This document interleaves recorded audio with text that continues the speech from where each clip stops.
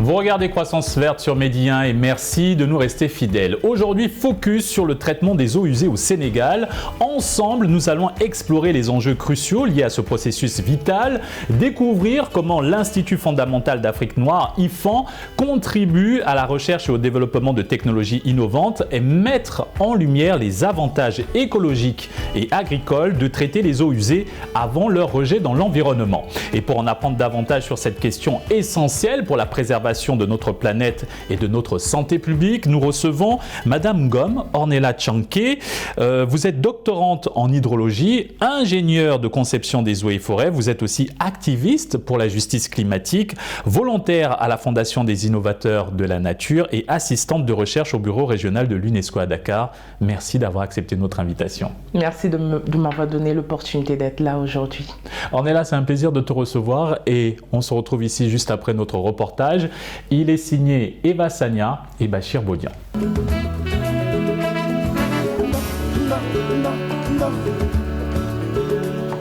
Les eaux usées sont des eaux qui ont été préalablement utilisées pour usages multiples, domestiques, agricoles, industriels, entre autres.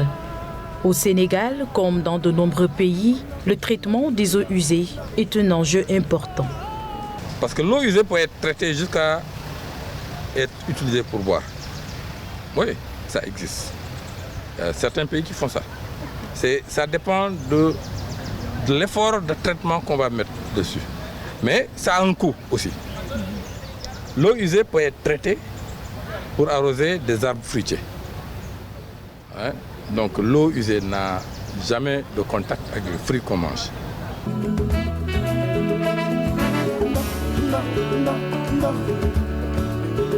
L'IFAN, Institut fondamental d'Afrique noire, au Sénégal est un institut de recherche. Il couvre un large éventail de disciplines, y compris les sciences de l'environnement. En ce qui concerne le traitement des eaux usées, l'IFAN est impliqué dans la recherche, le développement et la mise en œuvre de technologies de traitement adaptées aux besoins locaux. Vous êtes au laboratoire de traitement des eaux usées. Alors, l'objectif de ce laboratoire, qui est en même temps une station pilote de traitement des eaux usées, basée sur la nature, adaptée à nos moyens économiques, à notre comportement culturel, socio-culturel, et également à l'environnement où nous vivons. Nous avons commencé il y a 1 an maintenant à traiter les eaux qui sont issues de notre institut, l'IFAN Cheikh Anta Diop. Toutes les eaux usées qui sont produites dans le bâtiment central et aussi au garage sont acheminées vers cette fosse-là, et qu'on appelle nous la fosse de décantation primaire ou fosse de stockage. Il y a une partie de la pollution qui va rester ici dans cette fosse-là et qui va se dégrader vraiment très tranquillement avec la chaleur et tout ça. Et donc ça reste ici dans cette fosse-là. Une partie haute de la pollution qui est dissoute va être pompée, parce qu'ici on a comme vous voyez ici, on a une pompe qui est immergée. Et cette pompe-là, elle nous permet d'acheminer régulièrement des quantités que nous avons décidé d'envoyer dans nos stations. Ici, les eaux usées provenant de cet égout sont traitées pour éviter qu'elles soient déversées en mer. Ça passe par cette fosse-là, ça va dans le réseau canal Anfal et après cela, ça va en mer, comme toutes les eaux de l'université. C'est alors qu'on a construit nous cette fosse pour en fait capter cette eau-là. Au lieu de la laisser aller dans la nature, aller être jetée en mer, on a construit cette fosse-là et on a mis un système de capture avec une pompe et un réseau qui envoie toutes les eaux au niveau de la station d'épuration.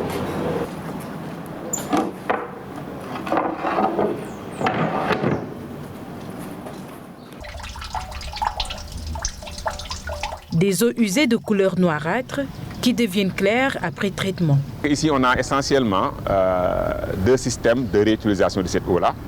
Une fois les eaux traitées dans les bassins qu'on vous a montrés, l'eau est stockée dans un bassin pour servir d'arrosage aux espaces verts de l'IFON. Au niveau de notre laboratoire, nous avons un système de goutte à goutte que vous pouvez voir là, donc qui nous permet d'arroser automatiquement. Donc le réseau de canalisation que vous voyez, c'est un réseau de goutte à goutte. Et dès qu'on ouvre le robinet de goutte à goutte, ça permet d'arroser l'espace vert au niveau du laboratoire. Elle représente ainsi un potentiel non négligeable.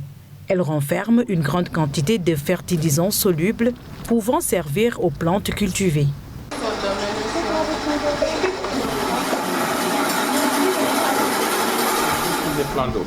Et donc, ici, le papier rouge là. Les méthodes de traitement des eaux usées sont strictes. Elles répondent et respectent une chaîne de contrôle.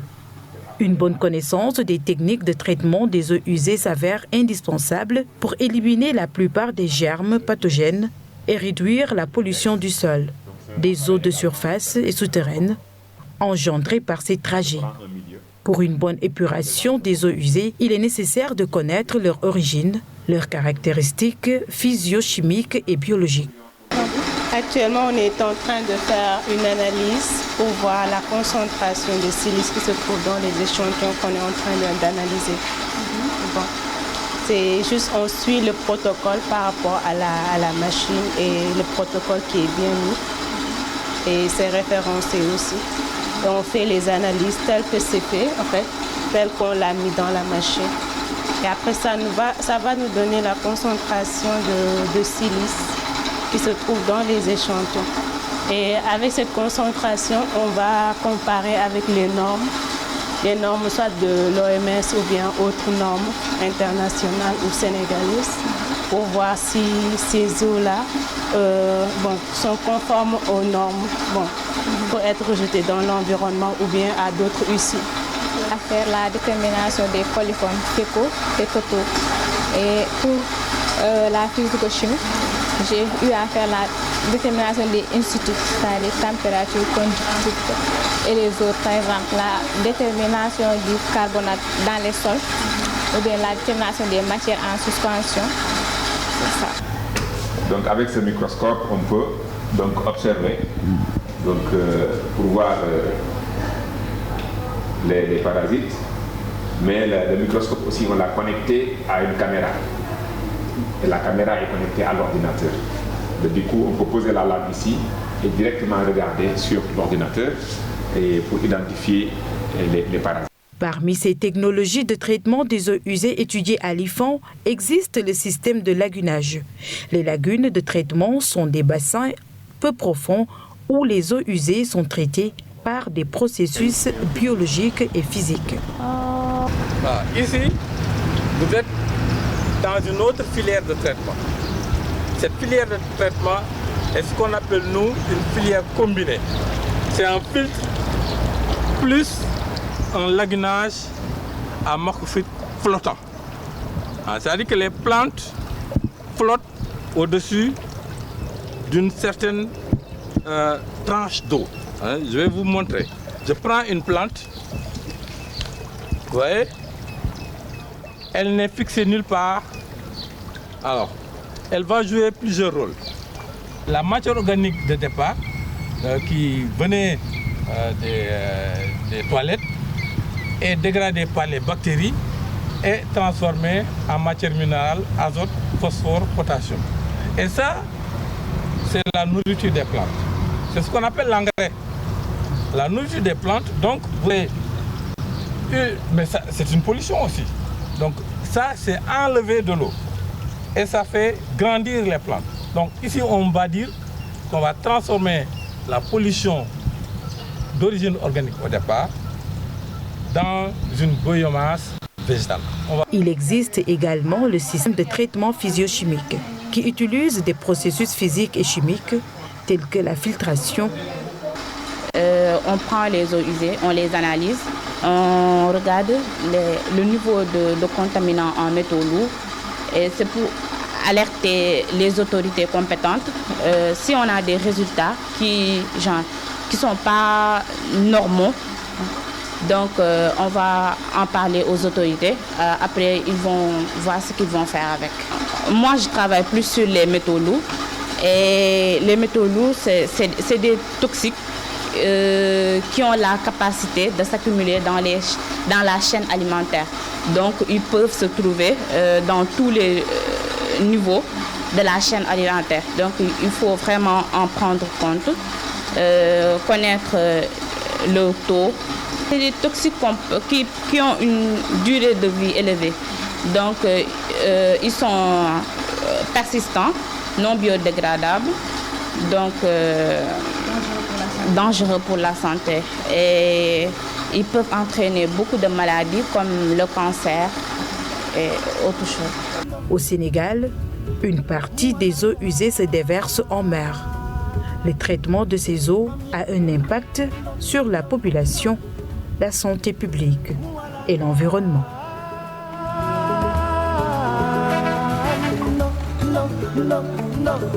Nous sommes de retour sur le plateau de Croissance Verte et nous sommes avec Madame Ornella Tchankengom. Madame Ngom, tout d'abord, quels sont les principaux défis dans le processus de traitement des eaux usées? Les principaux défis dans le traitement des eaux usées, personnellement, je pense que le principal, c'est les canaux d'évacuation. Comme on a vu, il faut déjà saluer l'initiative que l'IFAN fait à l'Université Cheikh Anta Diop, qui est très bien et qui mériterait d'être renforcée. Parce que la question de traitement d'eau usée, c'est une problématique qui n'est pas seulement propre au Sénégal, mais c'est une problématique à l'échelle mondiale et particulièrement africaine. Vous parliez à l'instant de renforcement. Justement, qu'en est-il des défis en termes de financement, de ressources humaines et surtout de durabilité des technologies utilisées? Bon, déjà, il faut déjà noter que la plupart des canaux d'évacuation ici au Sénégal datent de la période coloniale. Et aujourd'hui, le Sénégal est en train de faire un effort considérable, déjà qui est à saluer. Je vais parler, si vous regardez aujourd'hui à Dakar, plus particulièrement, on est en train de voir, d'observer qu'on est en train de changer les canaux d'évacuation.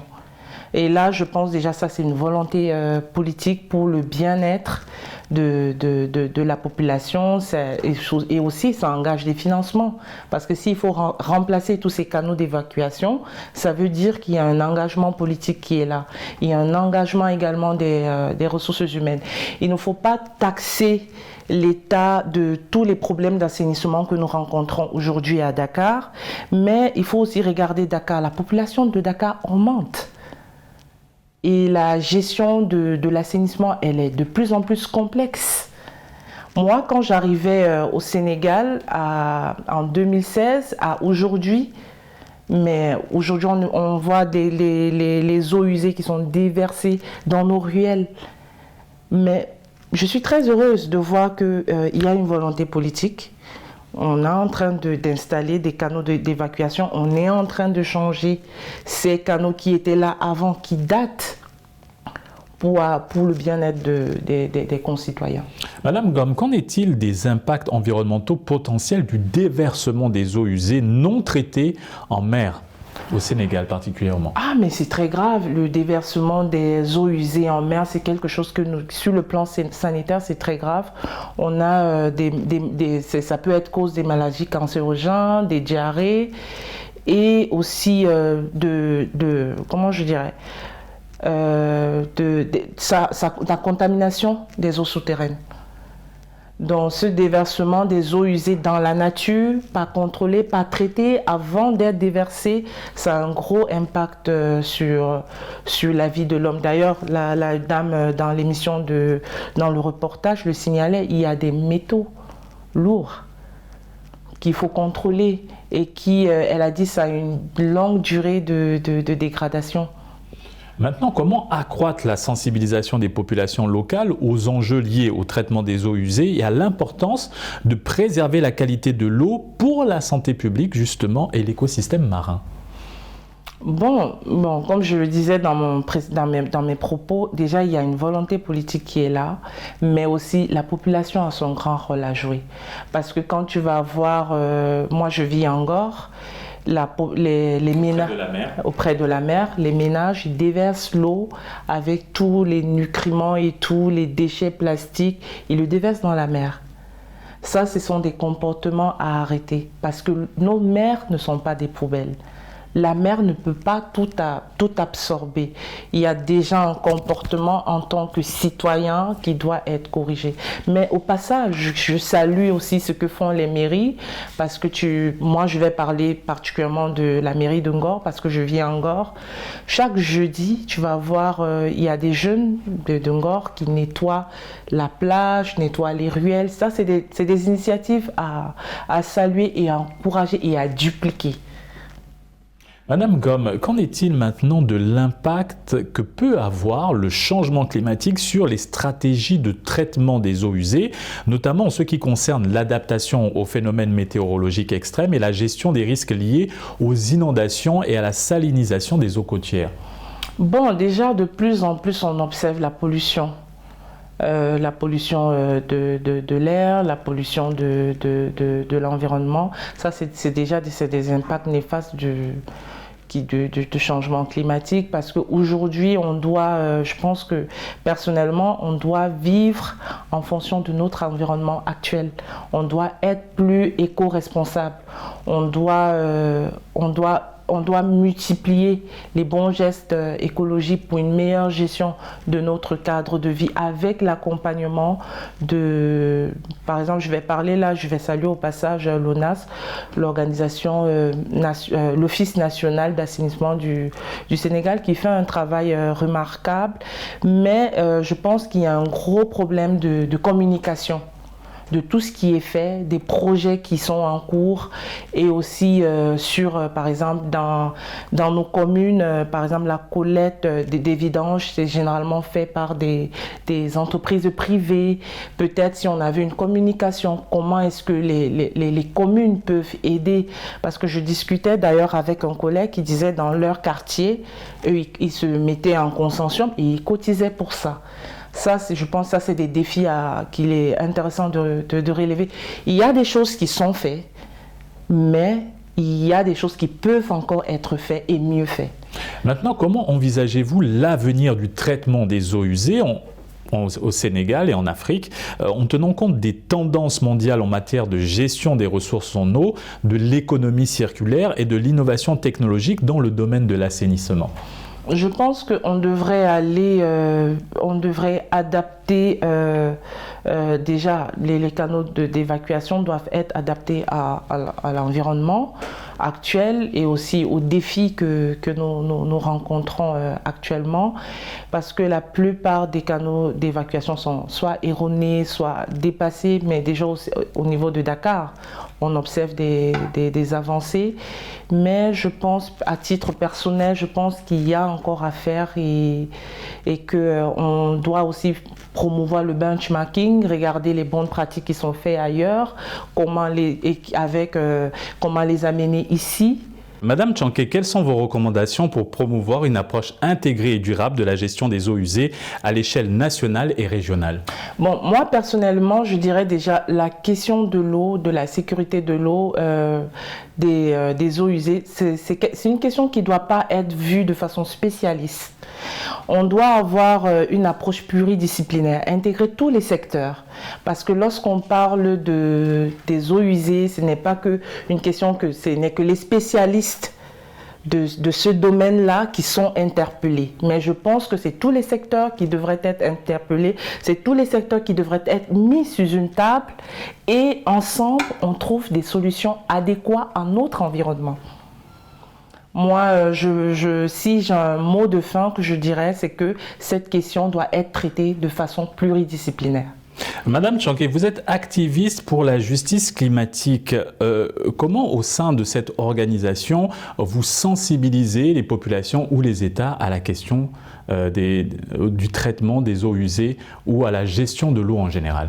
Bon, déjà, il faut noter, comme l'a présenté le reportage, c'est que quand l'eau est déversée dans la nature sans être traitée, ça a un impact sur notre biodiversité. Et en tant qu'activiste, en tant que préservation de notre cadre de vie, je pense que c'est une question qui mériterait d'être traitée avec la plus grande fermeté. Donc, c'est-à-dire, il faudrait peut-être mettre des sanctions s'il y a des entreprises ou alors des personnes qui déversent des eaux usées dans la nature, devraient être sanctionnées, parce que là, on n'a pas deux planètes. Il n'y a pas de planète B, on a une planète A et on doit être tous responsables de notre planète et de notre écosystème. Comment les connaissances ancestrales peuvent nous aider à mieux gérer l'eau aujourd'hui ou le traitement des eaux usées? Comment cela peut être intégré dans, comment on appelle ça, dans notre société moderne? Personnellement, la question ancestrale, c'est une question qui me passionne, voilà, parce que j'estime que nous sommes en perte d'identité et on a des approches qui sont importées et que voilà, il faudrait déjà interroger ces connaissances ancestrales. Il y a des bonnes pratiques qui pourraient être mariées aux pratiques contemporaines et aller vers des solutions plus innovantes et plus adaptées aux localités. Quel type de pratique, par exemple? Moi, par exemple, je pourrais prendre bon, là, c'est vrai, on est dans le secteur des eaux usées. Si je pourrais prendre, par exemple, dans le secteur de la pêche, parce que quand on déverse de l'eau dans la mer, c'est les poissons qui meurent. Voilà, l'écosystème marin. Bon, par exemple, dans la pêche, on avait des pratiques, par exemple, des mythes, qui sont, ils sont interrogés, je vais parler comme ça, des lébous, qui sont des grands pêcheurs. Ils ont des mythes qui sont là pour mieux gérer l'écosystème marin, pour qu'une pêche soit plus abondante. Ça, par exemple, nous, on vient avec nos pratiques contemporaines, on ne les consulte pas. Peut-être il serait intéressant de savoir quelles sont les pratiques qui étaient faites avant pour une bonne pêche. Bon, moi aujourd'hui, ça fait partie de mes combats. Interroger les pratiques ancestrales.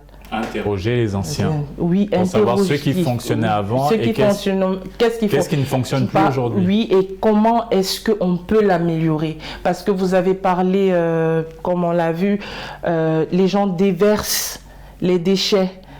Même si on vient avec, à moins que ce soit des taxes, mais si on vient, on leur dit, là où vous déversez l'eau là, est-ce que vous savez que vos ancêtres se baignaient là? Ils vont dire, tiens, si mon ancêtre se baignait là, il y a des actions qu'ils ne vont pas faire. Je pense qu'aujourd'hui, si on essaye de regarder le patrimoine immatériel des peuples pour mieux influer sur nos politiques, on arriverait à des résultats. Merci Madame Gomme d'avoir accepté cet entretien. Merci. Et c'est ainsi que s'achève cette émission. Excellente suite des programmes sur Média.